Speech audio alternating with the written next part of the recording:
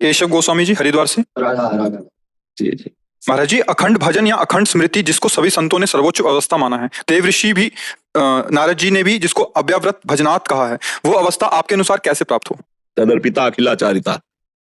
देवर्षि नारद जी, तदर्पिता अखिलाचारिता। सारे आचरण भगवत समर्पित होने चाहिए। सारे आचरण तो उसमें आ गया आपका अंतःकरण भी, आपका कारण शरीर भी और स्थूल शरीर भी। इसको सूक्ष्मता से समझो। स्थूल शरीर के द्वारा बाह्य क्रियाएं होती हैं और क्रियाओं के पहले अंतःकरण में संकल्प और चिंतन होता है और संकल्प और चिंतन स्वभाव के अनुगत होता है। स्वभाव को कारण शरीर कहते हैं, अंतःकरण को सूक्ष्म शरीर कहते हैं, पांच भौतिक शरीर को स्थूल शरीर कहते हैं। समझ रहे ना? जब हमारे को यह निश्चय हो गया कि मुझे प्रभु की प्राप्ति करनी, हम इनको नहीं ले रहे ना स्थूल न सूक्ष्म कारण। सोहम तवास्मि शरणम तवाश्रिता। सोहम तवा। अरे मैं तो भगवान का अंश हूं, मैं तो नित्य प्रभु का जन हूं। भूल गया मैं तो अपने को शरीर माना, अपने को संसार माना। पहले स्वीकृति हुई मैं की, मैं प्रभु का। अब स्वभाव हमारा बदलेगा, ऊपर से बदलना शुरू होता है, स्वभाव बदलेगा तो अंतःकरण का संकल्प विकल्प बदलना शुरू हुआ, तो बाहर की क्रियाएं जितनी है वो सब बदलनी शुरू हो गई। प्रभु का जन होकर के मैं ऐसा कार्य कैसे कर सकता हूं?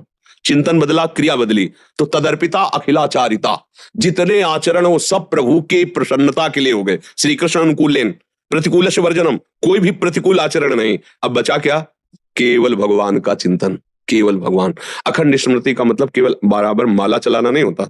एक एक वृत्ति, जैसे गोपांगनाएं जो हमारे ब्रज की गोपीजन है, घर लीप रहे हैं, वो हार रहे हैं, ओखली में धान कूट रहे हैं, आटा पीस रहे हैं, भोजन बना रहे हैं, गाय धो रहे हैं, कर तो ये सब क्रियाएं रही बाह्य व्यवहारिक गृहस्थ की, लेकिन चित्त वृत्ति मुरारी पादार्पित चित्त, एक एक वृत्ति कृष्ण में लगी हुई है। यह अखंड स्मृति, यह है महाभागवत। आज तक कोई ऐसा भक्त नहीं हुआ जिसने गोपी चरण के रज की वंदना न की हो। जब ब्रह्मा शंकर उद्धव आदि करते हैं तो इनके नीचे ही सब भक्त रहते हैं। त्रिभुवन में कोई भक्त गोपी के समान नहीं है। भीष्म पितामह जी का जब भीष्म स्तव अंतिम समय, तब वो प्रभु से प्रार्थना कर रहे हैं, हे गोपी वल्लभ, जो आपने गोपी जनों को सुख प्रेम प्रदान किया, अब अंतिम समय है, मेरी बुद्धि कुंवारी रही, आज तक किसी का वरण नहीं किया आपके सिवा, आप इस मेरी बुद्धि रूपी कन्या का वरण कीजिए। और मतलब अंतिम समय गोपी जनों का स्मरण कर रहे। नारद आदि, उद्धव आदि, ये सब गोपी चरण वंदना करते हैं। ऐसा अनुराग, एक एक वृत्ति कृष्ण में, और केवल कृष्ण के लिए सारी चेष्टाएं हो रही। गाय दूरे तो मीठा दूध हो, मीठा दही जमे, मक्खन अच्छा निकले, और मेरे प्यारे आवे, और जैसे मैया से लड़के छीन के पाते हैं वैसे पावे या चोरी चोरी पावे, और मैं छुप करके देखूं, फिर दौड़ के जाऊं और उन्हें पकड़ूं, फिर वो डरते हुए दिखाई दे, ये मुझे सुख चाहिए। वो ऐसे ही भगवान आते।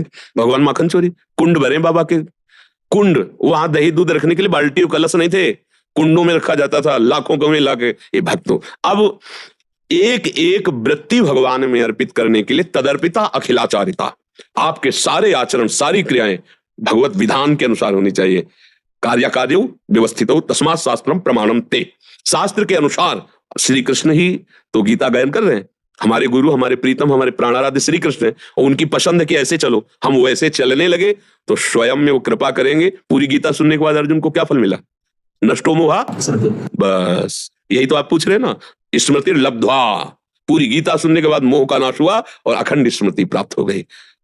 मामन स्मर युद्ध च, मेरा सतत स्मरण हो और अपने कर्तव्य का पालन करो। ये अखंड बैठ करके माला चलाया और चिंतन विषयों को हो रहा है, अभी बात नहीं बनी। फावड़ा चला रहा है, राम राम हरि हरि कृष्ण कृष्ण बोल रहा है, बड़ा महात्मा है, बहुत बड़ा महात्मा है। घर परिवार का, अतिथि जनों का, साधु महात्माओं का सेवन कर रहा है। भगवान में तो नीच आदमी।